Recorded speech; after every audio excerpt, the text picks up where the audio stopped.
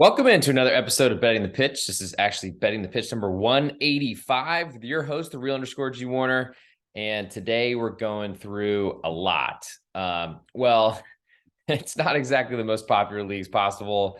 The Europa League, the second tier competition in Europe, and then also the Europa Conference League, which has we can play a fun game of which country does this team come from, which I think is super fun. Maybe not for the rest of you, but stick around for that. We'll do an ultimate best bet. So pick one favorite from the Europa League and one favorite from the Europa Conference League. I don't have a pregame.com promo code for you all today. That'll come on Friday's podcast for the weekend soccer edition, but I do want to plug my Patreon subscription, telling you it's a much better deal if you're interested.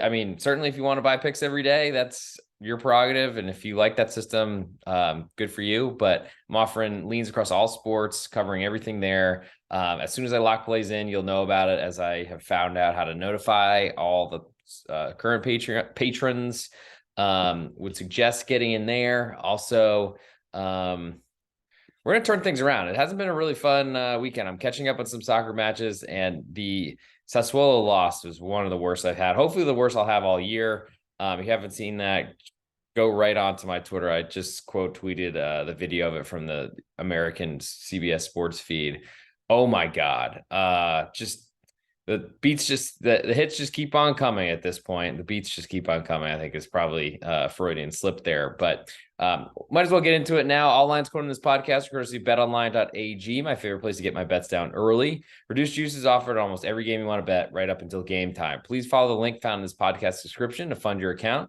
Use the promo code GW50 to receive a 50% match bonus up to $1,000. So, we're starting the Europa League. I have tracked lines on this for a fair amount of time, it feels like.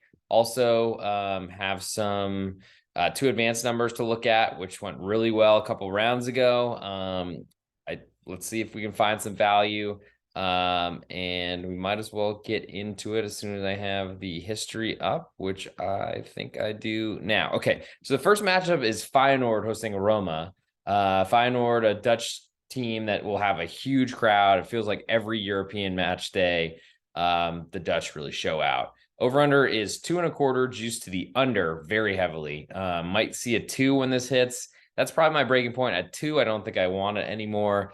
Roma defense has been great in Serie A. They've been great in this competition so far. I feel like the goal scoring has been limited this season. Tammy Abraham has not been great for Roma, but it feels like Jose Mourinho has moved a offense-only team under Paulo Fonseca and others to a better defensive-minded club, and that's been working for him.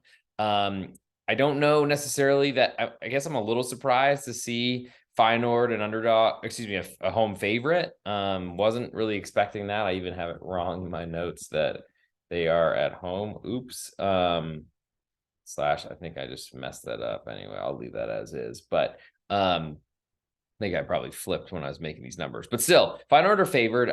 All the juice on Roma right now, and on under. I think the market is kind of suggesting where this one's going to go. It should be pretty tight. So most European matchups like this, especially first legs, when there's no deficits or anything to worry about, I think both teams play very conservatively. I think that fits into the Roma kind of defensive mantra or defensive idea that they want to play a low-scoring match. I think that's what they're built to do. I think that's Jose Mourinho's want, really. And ultimately, Feyenoord, they're really going to have to impress, stepping up in competition. You don't hear about the Dutch league, Feyenoord, or really Feyenoord much at all, but you don't hear about the Dutch league being one of the top 5 European soccer leagues, unfortunately.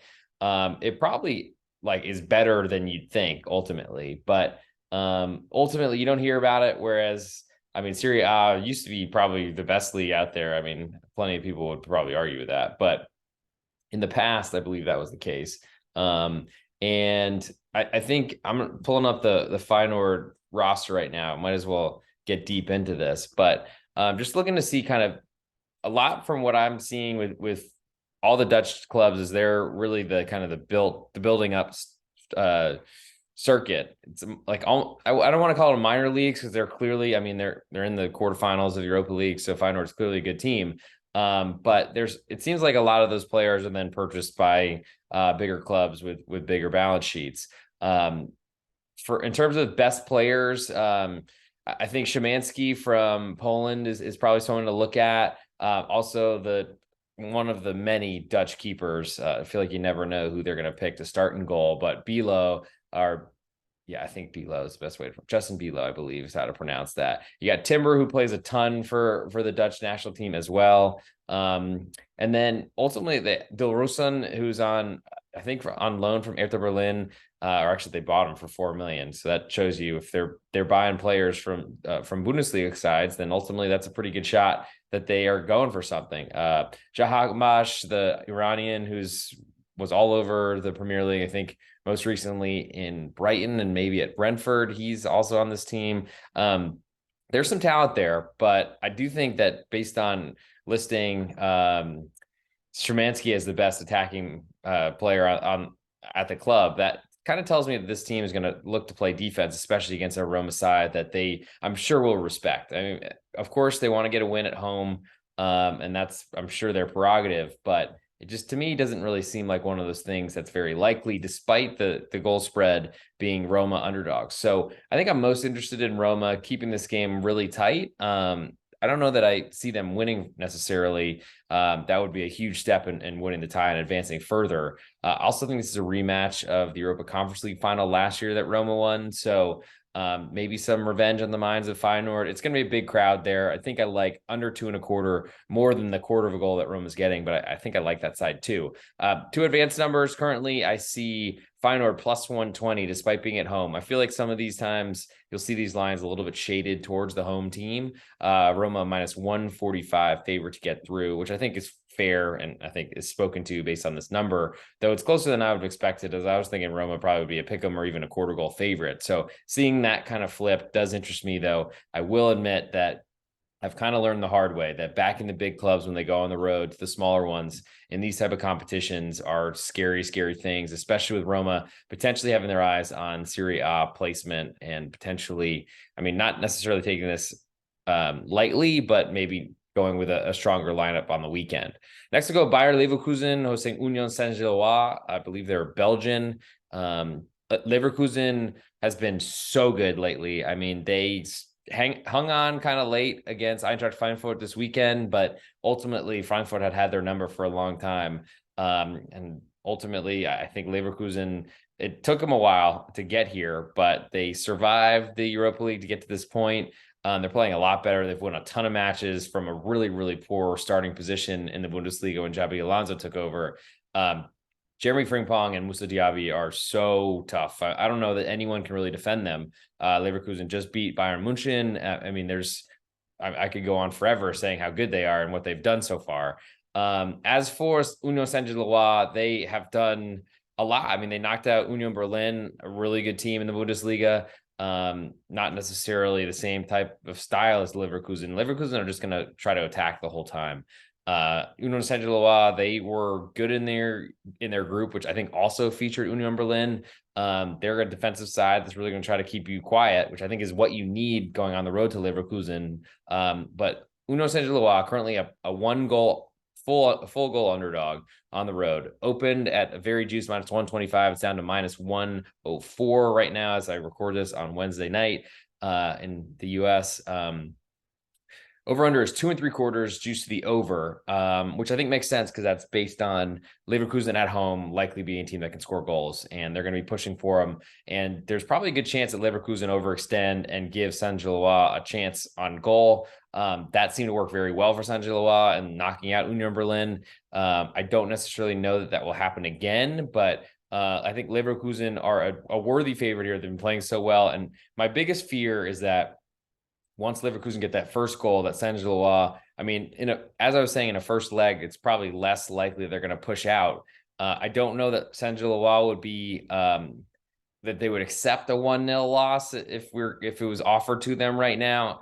And not that that really matters because so much changes on who scores the first goal. But I do think that they probably see a 1-goal deficit as the minimum that they'll accept. And I think late in the match, you probably see Saint-Gilloise holding on for dear life to try to hang in and only take a 1 goal deficit at home to when they can hopefully turn things around.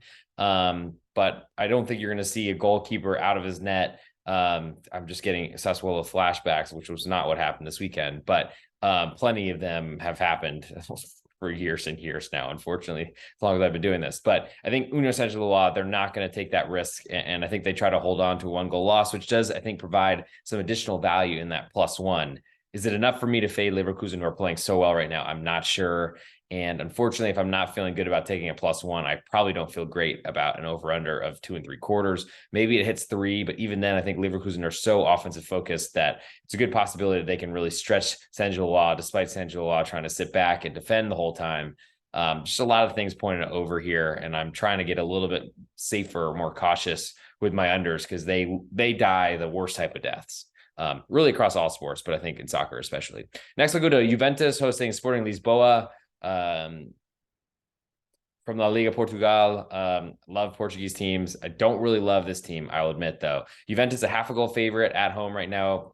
Very juiced at the moment. Might climb to 3/4 of a goal before this kicks off. Over under is 2 1/4. Very juiced to the under. So in terms of the movement on this one, Sporting, they were as big as a 3/4 goal underdog with a lot of juice. Fell down to half a goal and probably will vacillate between those two numbers, but I imagine we'll close a 3/4 goal underdog. Over under is 2 1/4, juice to the under.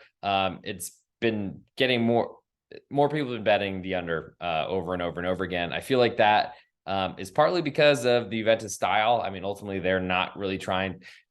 I mean, Massimo Allegri, he wants to win every match 1-0, put it that way. As soon as Juve take a lead, they're going to get really conservative. It's not really a great strategy, I don't think, because I think the Juve defense is better than most teams they're playing. Their offense is better, and they should really be on their front foot, but you can't really teach an old bald man new tricks. So that's good for Sporting Lisboa, I think, to ultimately try to get an equalizer if they fall behind. They're going into the lion's den, but Juve's supporters are all over the place. So many subscriptions canceled once they got the 15-point penalty in Serie A. Plus, I guess this competition is a little bit safe because they haven't been demoted or anything like that. And this is their way to get into Champions League and really give a FU to the judicial court system or whatever, which I think will still get overturned, but we'll see. Sporting Lisboa, so I'm obviously following throughout this competition. Don't really have a way to watch the Portuguese league, I don't think, but Sporting Lisboa were a really poor keeper away from probably getting through. I mean, I guess they're here now, so it's not that big of a deal, but they've had some big time mistakes that I've witnessed with their goalkeeper, to the point where they've benched him and then brought him back. It's really confusing to know who's going to play and what that's going to look like. But unfortunately, I need to look a lot deeper about who's going to play goalkeeper, which isn't usually something I think about. I think at this point, if I know a goalkeeper, I'm generally fairly comfortable with them. I don't like playing when backups are in, but I gotta say, it's never seemed to be a huge problem for Sporting Lisboa when they brought in their backup keeper, except the one time they did after their keeper made 2 big mistakes and was sent off, and then the new guy coming in really wasn't ready to defend a corner kick. I believe it's Antonio Adan, who is just a joke, makes big mistakes, but at the same time, it's like one of those things where, can you expect those things to really happen here? I mean, I would expect that Juventus will put a fair amount of pressure on the Sporting Lisboa keeper and potentially force him into mistakes. Antonio Adan, 35-year-old Spaniard, who, I mean, unfortunately, the other possible keepers are 22 on loan from Juventus. I wonder, probably is available here, but also not sure. And then Andre Paolo, a 26-year-old from Sporting CPB. So it seems to me that the Sporting Lisboa, or Lisbon for the Anglicanized, whatever world, that's going to be a big question. But I do like Sebastian Coates, spelled Coates, but Coates, I believe, because he's Uruguayan.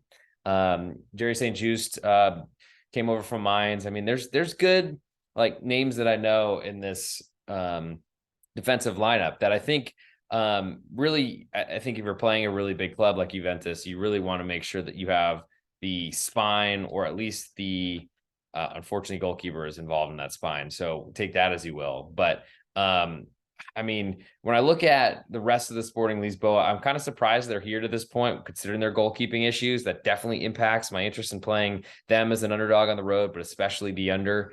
Marcus Edwards has been really good. I mean, he's worth $25 million. It's gigantic. I didn't know it was that big. Pedro Goncalves, left winger, 30 million.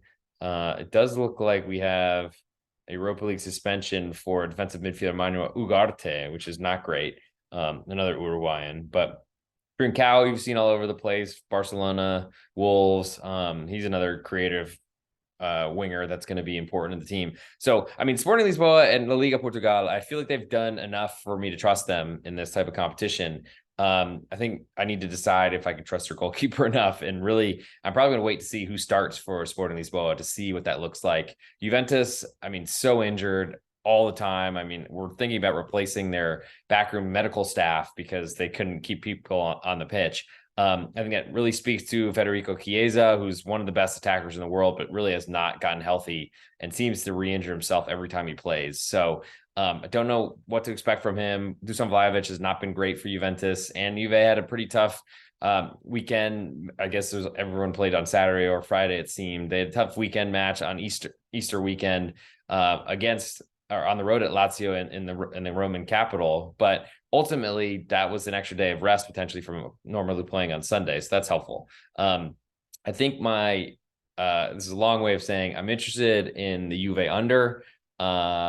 I do want to see what that lineup looks like, and it's a very good chance it falls to 2. And I don't know that I trust the defense of Sporting Lisboa enough to expect that they're going to keep Juve to only 1 goal. That's probably the biggest question, especially these totals are so low. But it's going to be conservative first leg, so maybe it's not the worst thing in the world. I'll go through the 2 advanced numbers in a second. But Manchester United at 1.25 goal favorite to Sevilla. Over under is 2.75, juice to the under.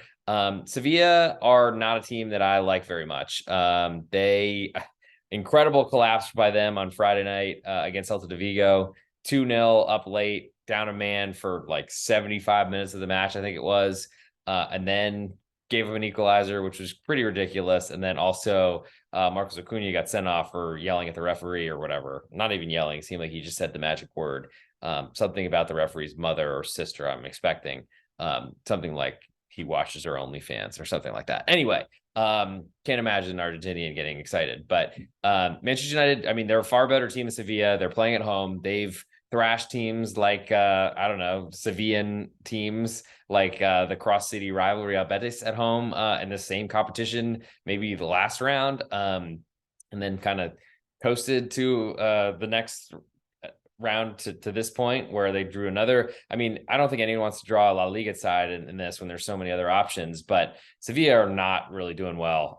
They're not with Mendilibar, the replacement for Sampaoli. I mean, 2 offensive managers, but Mendilibar is going to literally put his center backs literally at the midfield line. I think Manchester United sits back and tries to counterattack, which generally doesn't work so well for a big favorite, especially more than a goal. But they're going to have a ton of space based on how Mendilibar plays. He doesn't change his strategy, whether he's coaching Sporting Deportivo Eibar against Barcelona, and Barcelona's good with Messi on the team. I think this is going to be a potential horror show. And honestly, and I said horror for the kids, not anything else. Get your mind out of the gutter. But I think ultimately, as I'm not really a totals player, as people know, Sevilla over 2.75 looks very interesting to me. I think Manchester United can probably get the 3 goals themselves. Sevilla probably do try to get in the net. I don't think the Manchester United defense is anywhere near perfect as well. So there's my interest in that one. I'll go over 2.75. So now I'll go through the 2 advanced numbers. So Bayer Leverkusen at -300, 1-3 favorite. Saint-Gilloise 2.25 to get through. Just hard for me to pick, especially I think you lean a little bit more to the teams that are hosting. I think Leverkusen are in a really good position. Have been playing so well. Hard for me to want to look against them, even at a pretty big number to advance here. Juventus -170, pretty short for, I think, a team that's at home. That's a lot better, that actually has a goalkeeper that's trustworthy. But the La Liga Portugal has done well. I mean, I think it was Porto who knocked Juventus out of the Champions League last season, or maybe 2 seasons ago. So there's some history there. I don't know if you take pride from that, from being another Portuguese team. But you might. And then last but not least, Manchester United minus 500 or 1-5 to advance against Sevilla plus 375. Like I said, Sevilla is a team in crisis. I'm not a believer in them whatsoever. I don't really think that Sevilla have much of a chance here unless Manchester United just pull one of those really bad performances out. But with Ten Hag, they've been kind of few and far between, I got to say. So I'm not as concerned there.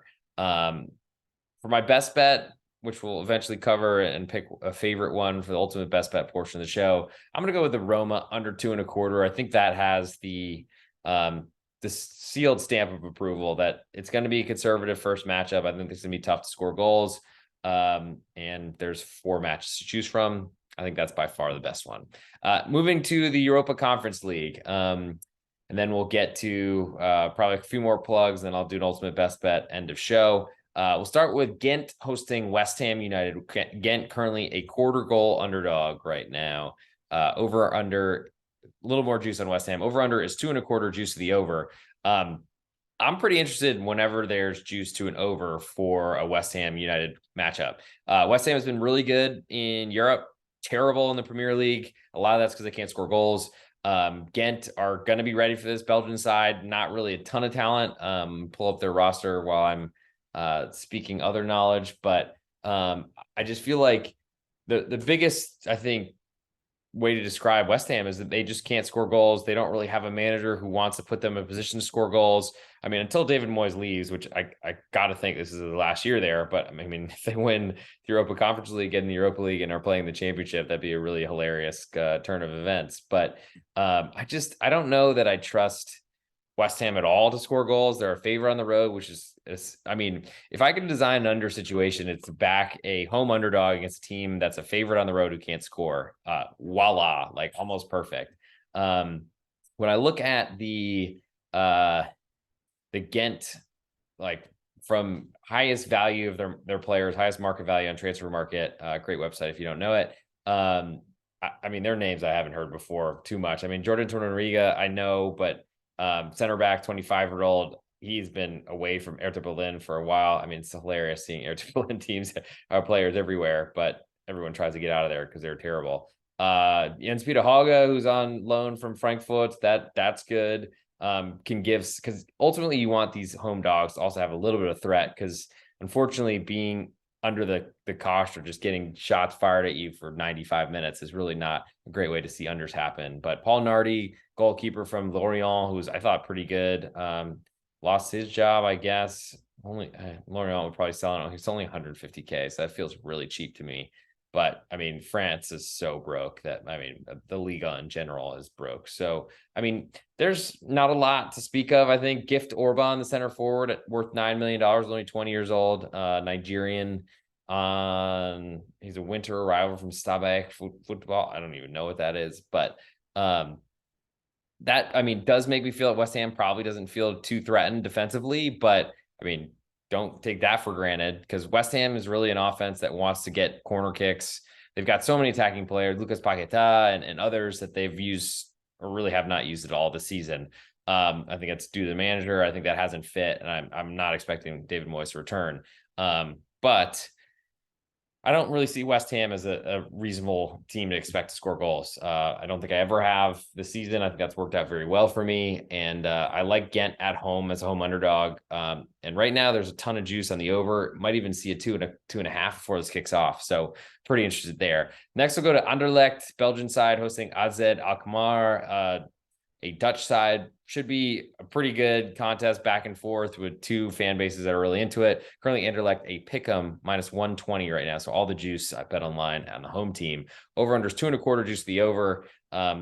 Where's this one move? So AZ initially was a little bit more likely. They were minus 105 at pick'em, but hasn't moved too much. Just 5 cents over a couple weeks now, it feels like. Over under was 2.5, has fallen to 2.25. I don't have a ton of a read into both these teams. It does seem, based on the number, that AZ Alkmaar is better, considering, and a lot better, because they wouldn't be because they're below even a quarter, which we've seen Roma getting a quarter of a goal from Feyenoord. So That tells me that AZ Alkmaar is a pretty hefty favorite. We'll probably see that in two advanced lines that are not available right now. Might get those tomorrow, but also with the Conference League, I'm not sure you will. Keep your eyes open for that, but don't have a lot more to say to that. Next, we'll go finally some big name clubs that I do follow. Besides West Ham, though there might not really even be a big name club at this point. Lech Poznan hosts Fiorentina. Currently, Lech is a 3/4 goal underdog at home. Over unders 2.5, juice to the under. Fiorentina with a good performance this weekend. Do I believe in them? No, not necessarily. But they've had a really good season. Ultimately, they are one of the biggest. They're probably the biggest club left besides West Ham. I mean, financially, West Ham probably are, but Fiorentina, and then we'll get to Nice in a second, are the 3 top 5 European teams that are still left. Funny that there's only 3 of them. There's 5 otherwise, but I think that speaks to the interest in this competition. Fiorentina are trying to fight for Serie A position, so you can see what that might do. They've been pretty good in 2 competitions. I've been betting their unders a lot this year. Not sure it's been a great success. Unfortunately, I don't really believe that Fiorentina are ever likely to score. I do think their defense is good enough to keep a side like Lech Poznan down. We can play this game of where is Lech Poznan. I'm going to say it's either Czech Republic or it's Poland, but I think I'm going to go Czech. Polish, of course. Damn, I knew that's really disappointing. But anyway, we're going to look at the extra classa and see exactly if there's any names I know here. Not looking good so far. Doubt any that I know. Okay, so Fiorentina, do they care about this? I think they do. They're in a decent position, I think, in Serie A. Have been playing better, but also are alive in the Coppa Italia. They had a really good first leg result, though, so they should be able to focus here and really give this a go and try to see if they can win 2 competitions, I guess 2 trophies. I'm sure everyone's looking for trophies, it seems, big on the mantle and on things you can say about yourself later. I think Lech Poznan are going to defend like hell, though, unfortunately, with the home team in the first leg, this is their spot to get a good result and potentially make this a game when you go to the next side. Does that mean that Lech Poznan comes out and is a little bit more aggressive than normal? I'm not sure. They're probably one of the best teams in Poland, so they're probably used to playing on the front foot. But I gotta say, seeing 3 goals is hard to see. Fiorentina has done it certainly in this competition. Seems like sometimes it's been really fortunate the way they've done it, but I'll lean under 2.5, and then I'll move on to Football Club Basel, and they're hosting Olympique Gymnastique de Nice, Club de Nice, excuse me, Club de Nice. Currently Basel, a 1/4 goal underdog at home right now. All the juice on Nice on the road. Over unders 2.25, juice to the over as well. So we might see Nice -0.5 and over under 2.5 by the time this kicks off, but ultimately the number hasn't moved too much from the beginning. I think Basel is probably they're a good club. Urs Fischer, the manager for Union Berlin, who has done so many great things with that club, did come from there, and it seems like Basel has some talent. Probably they're the best Swiss team right now. I mean, the only one that's in any of these competitions that's remaining, though. Young boys and Red Bull Salzburg are probably better, actually. So anyway, one of the good teams in Switzerland. We'll leave it at that. Nice coming off their first loss on their new manager Didier Degas, who's unfortunate. I think Nice played really well against PSG, hit the crossbar, and on the same shot, Donch hit the crossbar and the post as well. And that would have equalized, made it 1-1 after a messy initial goal, but then a late PSG goal ended up making it 2-0 and making it out of hand, which was a much closer match than that actually was. With that said, I feel like Nice, after such an awful start to their season, got Lucien Favre fired, sacked, whatever you call it in the sport. He should have never gotten that job, in my humble opinion, but it seems like they found a God. Certainly they're a prisoner to success so far. But Nice, that awful start to Liga play has kind of made it really hard for them to see a European position as a likely one. I mean, Rennes has certainly not played well for a long time now. So that spot is certainly up for grabs, I think. But it looks to me that the Coupe de France is going to go to a team outside of the top six, or top five. So you got to finish top five. They got to get through Lille as well, who's been playing a lot better, kind of unexpectedly this season.